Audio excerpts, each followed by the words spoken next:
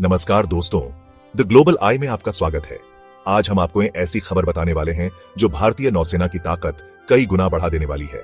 भारत ने nuclear powered aircraft carrier INS Vishal बनाने का फैसला लिया है, जो कि पूर्णतः स्वदेशी होगा। भारत का पहला परमाणु संचालित एयरक्राफ्ट कैरियर आईएनएस विशाल 6 अगस्त 2025 को जारी टीपीसीआर 2025 योजना में ईमेल्स, टीईडीबीएफ विमान और 55 विमानों की क्षमता बताई गई है। आपको बताते चले कि EMALS का मतलब इलेक्ट्रोमैग्नेटिक एयरक्राफ्ट लॉन्च सिस्टम और TEDBF का मतलब twin engine deck based fighter होता है। यह चीन के फुजियान और पाकिस्तान की पनडुब्बियों का मुकाबला करेगा। निर्माण कोचीन शिपयार्ड में 2030 के दशक के अंत तक तैयार हो जाएगा। आईएनएस विशाल स्वदेशी विमानवाहक 3 IAC-3 भी कहा जाएगा। भारत का तीसरा विमानवाहक पोत होगा। यह कोचीन शिपयार्ड लिमिटेड में बनेगा और परमाणु ऊर्जा से चलेगा। इसका वजन 65 से 75 हजार टन होगा, लंबाई 300 मीटर और गति लगभग 55 किलोमीटर प्रति घंटा होगी।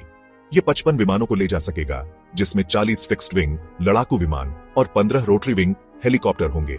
इसका नाम विशाल संस्कृत में विशालकाय का प्रतीक है। यह भारत को अमेरिका और फ्रांस के बाद तीसरा देश बनाएगा जो परमाणु संचालित विमानवाहक पोत संचालित करता है। परमाणु संचालित पोत कई मायनों में खास है। लंबी अवधि तक समुद्र में रहना, यह बिना ईंधन भरे महीनों तक समुद्र में रह सकता है, जिससे आपूर्ति की जरूरत कम होती है।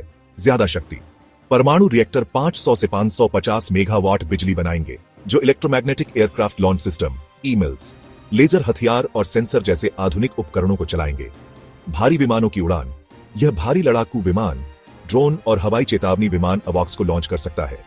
तेज और लगातार उड़ाने, परमाणु ऊर्जा से ज्यादा उड़ाने और लंबे समय तक हवाई कवरेज संभव है। ये फायदे आईएनएस विशाल को हिंद प्रशांत क्षेत्र में भारत की ताकत बढ़ाने में मदद करेंगे, खासकर चीन और पाकिस्तान के खिलाफ। टीपीसीआर 2025 के अनुसार आईएनएस विशाल में ये आधुनिक तकनीकें होंगी। ईमेल्स, यह इलेक्ट्रोमैग्नेटिक सिस्टम भारी विमानों को आसानी से उड़ाने में मदद करेगा। डीआरडीओ इसे स्वदेशी रूप से विकसित कर रहा है। 400 किलो तक के प्रोटोटाइप का परीक्षण हो चुका है। भविष्य में यह 40 टन तक के विमानों को लॉन्च करेगा। ऑटोमेटिक लैंडिंग सिस्टम, यह विमानों को सुरक्षित उतारने में मदद करेगा। फ्रेनेल ऑप्टिकल लैंडिंग सिस्टम, पायलटों को लैंडिंग में सहायता देगा। कॉम्बैट मैनेजमेंट सॉफ्टवेयर, विमानों को नियंत्रित करने और युद्ध में दिशा देने के लिए। आईएनएस विशाल का हवाई दस्ता विविध और आधुनिक होगा। राफेल मरीन, अप्रैल 2025 में भारत ने फ्रांस से 26 राफेल मरीन विमान खरीदने का सौदा किया, जिसकी कीमत 63,000 करोड़ रुपए है। ये 2030 तक आईएनएस विक्रमादित्य और आईएनएस विक्रांत पर तैनात होंगे।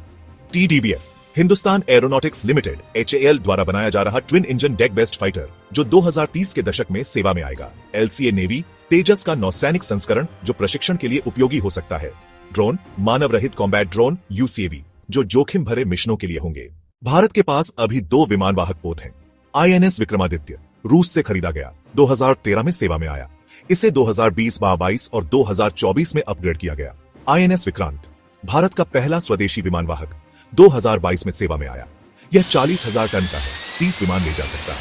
ये दोनों 2023 में double carrier drill, Malabar America के साथ और वरुणा फ्रांस के साथ जैसे अभ्यासों में हिस्सा ले चुके हैं, लेकिन ये पारंपरिक ईंधन से चलते हैं, जिससे उनकी सीमा और शक्ति सीमित है। हिंद प्रशांत क्षेत्र में चीन की बढ़ती ताकत ने भारत को आईएनएस विशाल जैसा पोत बनाने के लिए प्रेरित किया है। चीन की चुनौती, चीन के पास 2 विमानवाहक लियाओनिंग और शानडोंग हैं। तीसरा फुजियान ईमेल्स के साथ तैयार हो रहा है। चीन परमाणु संचालित पोत भी विकसित कर रहा है। पाकिस्तान की पनडुब्बियां, पाकिस्तान चीन से 8 हंगोर क्लास पनडुब्बियां खरीद रहा है, जो भारत के समुद्री क्षेत्र में खतरा बढ़ाएंगी। 3 पोत की जरूरत, भारत चाहता है कि 3 विमानवाहक हों ताकि 2 हमेशा सक्रिय रहे। एक पोत रखरखाव में हो तो बाकी 2 अरब सागर और बंगाल की खाड़ी में तैनात रह सके। इस खबर के बारे में आपका क्या कहना है, कमेंट करके जरूर बताएं।